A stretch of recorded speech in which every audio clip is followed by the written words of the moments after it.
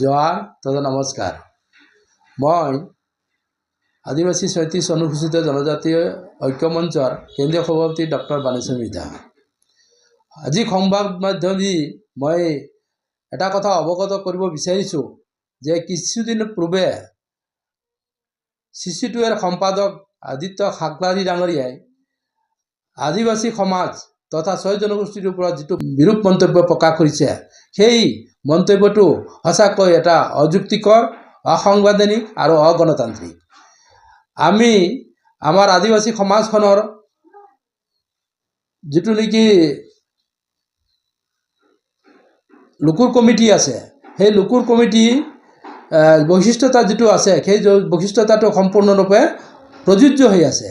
আৰু তেনে ক্ষেত্ৰত আদিত্য খাকলাৰী ডাঙৰীয়াই আমাৰ বিশেষকৈ ৬ জনগোষ্ঠীৰ ভিতৰত বিশেষকৈ আদিবাসী সমাজখনক যিটো মন্তব্য প্ৰকাশ কৰি তেওঁ জাতিটোক উপলঙা কৰিব বিচাৰিছে, আমি তাত কিন্তু সঁচাকৈ বৰ ক্ষুব্ধ আৰু দুখ প্ৰকাশ কৰিছোঁ আৰু তেখেতক আমি ধিক্কাৰ দিব বিচাৰিছোঁ। এই জাতিটোক উপলঙা কৰিবৰ কাৰণে তেওঁ অধিকাৰ পালে ক'ত?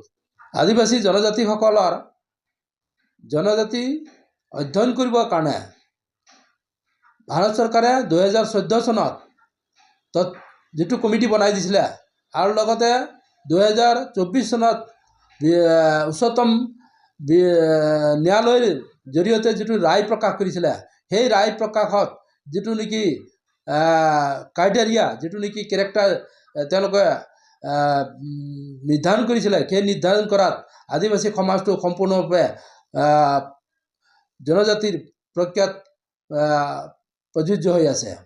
তাৰপিছত অসম চৰকাৰে সিদিনাখন যিটো নেকি মিনিষ্ট্ৰী গ্ৰুপৰ যিটো নেকি প্ৰতিবেদন যুগুত কৰিছিলে, সেই প্ৰতিবেদনক CC2ৱে নস্যাৎ কৰিব বিচাৰিছে।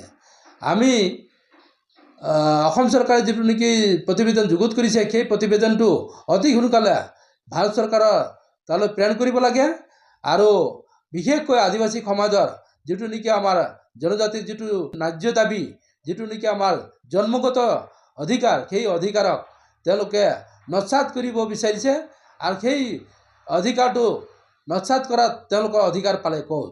আৰু সেইকাৰণে আমি তেওঁলোকক এটা ধিক্কাৰ জনাই কৈছোঁ যে ভৱিষ্যতলৈ এনেকুৱা ধৰণৰ আমাৰ বিশেষকৈ আদিবাসী সমাজৰ ওপৰত প্ৰতিক্ৰিয়া প্ৰকাশ নকৰিব, আৰু যদি প্ৰতিক্ৰিয়া প্ৰকাশ কৰে তেখেতক আমি ৰাজপথত আন্দোলন কৰিবৰ কাৰণে আমি বাধ্য হ'ম। আৰু লগতে অসম চৰকাৰকো আমি ইয়াৰ প্ৰত্যুত্তৰ দিবৰ কাৰণে আমি সাজু হৈ আছোঁ। আৰু 2026 চনৰ নিৰ্বাচনৰ পূৰ্বে যদি এই জনজাতিকৰণৰ প্ৰক্ৰিয়াটো যদি অসম চৰকাৰে যদি আগবঢ়াই লৈ নাযায়, তেতিয়াহ'লে আমি ইয়াৰ প্ৰত্যুত্তৰ দিবৰ কাৰণে 2026 চনৰ নিৰ্বাচনত আমি সাজু হৈ আছোঁ।